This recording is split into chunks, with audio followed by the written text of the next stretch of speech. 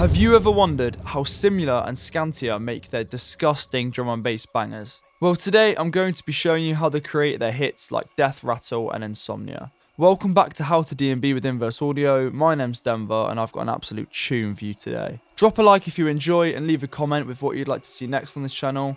And without further ado, let's get straight into the video. And we are all connected.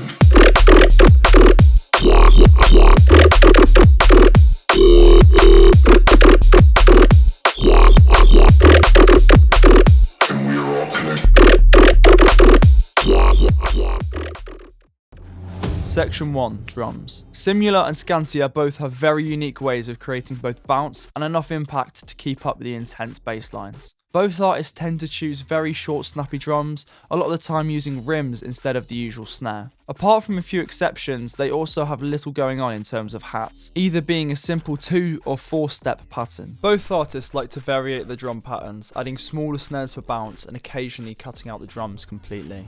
Before we get into the drums, I'm here to show you our new Volume 3 preset and sample pack. This pack includes over 1,300 high quality samples and 400 professionally crafted presets. All presets and samples used today are included in the jump up section of the pack. The other sections include Dance Floor, Neuro and Liquid, all full to the brim of high quality samples and presets crafted by our team. Head over to inverseaudio.co.uk to download your pack. Cheers. So first we have the drums, very standard kick snare pattern with a kind of 4 hi-hat and then some top loops from the Inverse pack. Sound like this all together.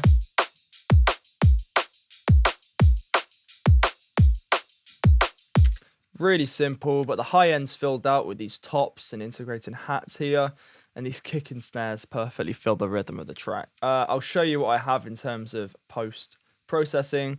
On the snare, I have this low cut EQ, making sure I don't cut off the main transient of the snare, which is around this point, as you can boost this and listen quick.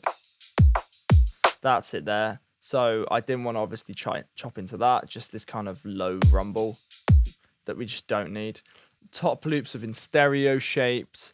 I also have a Pro R on it. The space is down the whole way, the decay rate's down the whole way, and the mix is turned up to 45%. This gives it a kind of like room effect, so it sounds like it's almost next to you, which I think sounds really cool sometimes. And this EQ here, just cutting out some of the unnecessary lows from the hi-hats. Over at the drum bus, I've kept it very simple. We've just got some basic compression going on. Only doing around -2 because it's not particularly necessary. Threshold set to 23, ratios at 1.44. The attack's around 30 milliseconds, so we're not slicing all of the transient away. So it takes precisely 31 milliseconds for the compression to set in. Meaning that all the transient of the snare and the kick, like the very start of it, is kept the release at 550 milliseconds. This sidechain is on as well, so it doesn't take any low for an input into the sidechain, no, into the compression. As you can see, it's kind of doing an equal amount of compression going on there. I have a free clip, just being chopped at 0 dB, just to make sure nothing can get through. But yeah, that's it for the drums. Really simple on this one. But yeah, let's move on. Section 2. Bass. Skantia and Simula's bass lines are their key selling point, relying on heavy subs paired with disgusting grot layers. These grot noises are some of the most effective in the jump up scene at the moment, shaking up every rave that they're played at. A lot of the grot noise comes from post-processing, which means I'll have to layer effects such as formant filters and distortion. There are certain wavetables in Serum that work very well for this type of thing, such as Scout and a lot of the monster wavetables. Bearing all this in mind, let's get straight into the sound design. Next, I've got my bass line. Sounds a bit like this.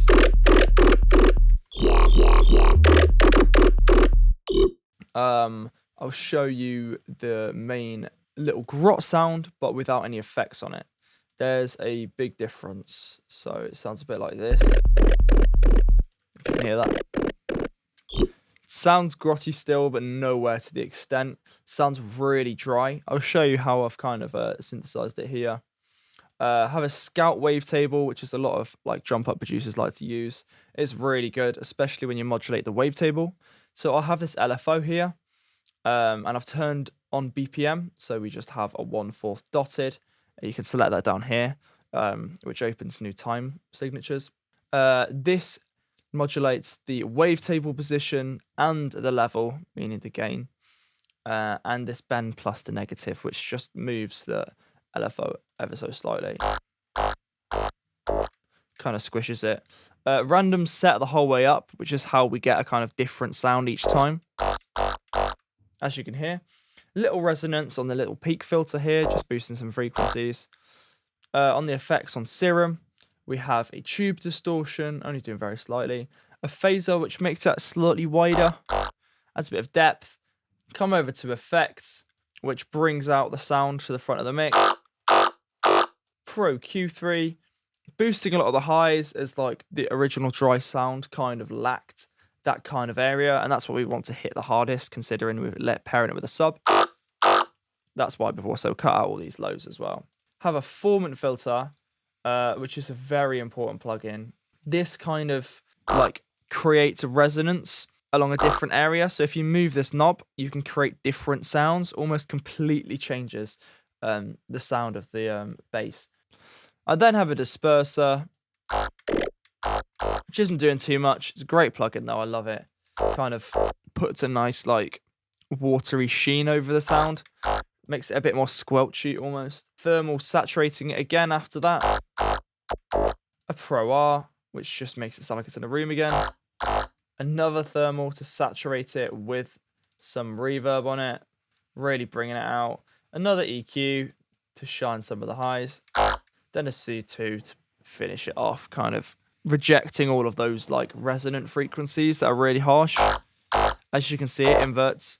Really sick plugin. I would definitely recommend getting that one. The sub bass we've got here as well. Just a really simple patch, a sine wave, and a little sawtooth.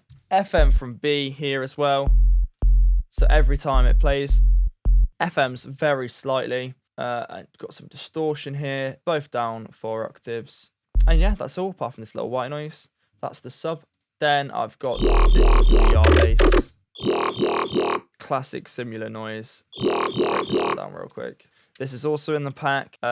Bend plus negative on add seconds. This wavetable is really good for creating this effect. We also have this little resonant filter, which is just a low filter with the resonance turned up. Kind of like scoops across, picking up a certain frequency. That's modulated by this LFO. And so is the wavetable of this, which creates the ER effect as well. And some downsample distortion without. Sounds like this. Really adds so much to the sound. Just adds all that high end and all that kind of rigid downsample effect.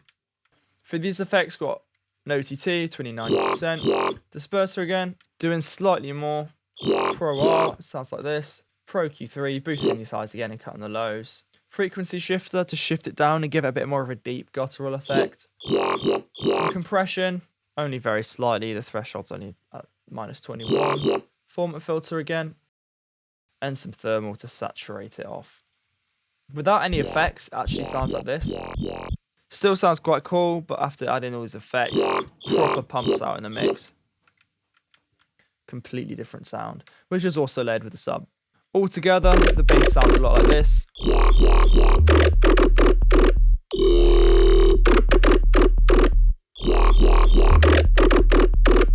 Our patterns, really short like this.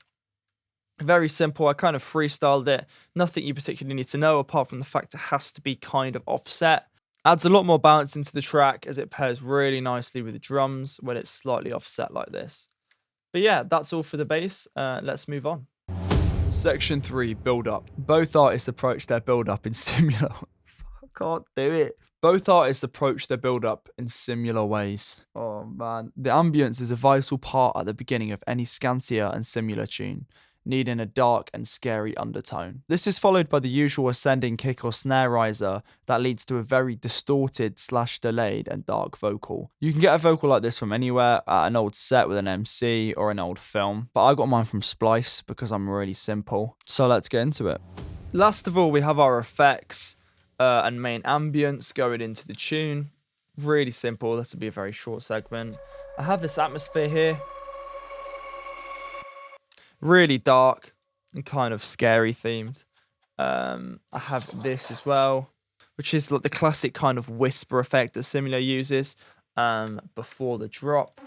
This short little riser thing, which I've actually pitched the whole way down to make it sound a bit more authentic and dark. That leads up to this vocal, which is from Splice, actually. I'll show you the effects I've put on here to make it sound like this. Dry, sounds like this. Still sounds quite cool.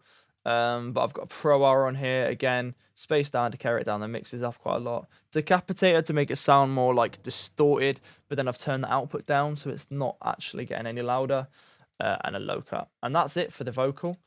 I have this effect here, which is actually an endless smile, which is on the master. And what this does is adds a lot of delay and reverb and low cut. When you automate this up, the song almost floats upwards. I'll show you how it sounds.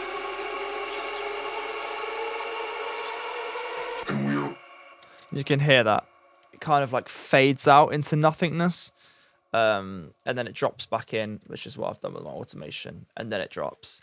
That can sound really nice sometimes as it kind of sucks all the low out of it and then shoves it back in once the drop hits. Yeah, so I definitely recommend doing that. So yeah, I hope you've enjoyed today's video and most importantly learned something. Yeah, and I hope you like the track. I'll play this one out for you. Thanks a lot.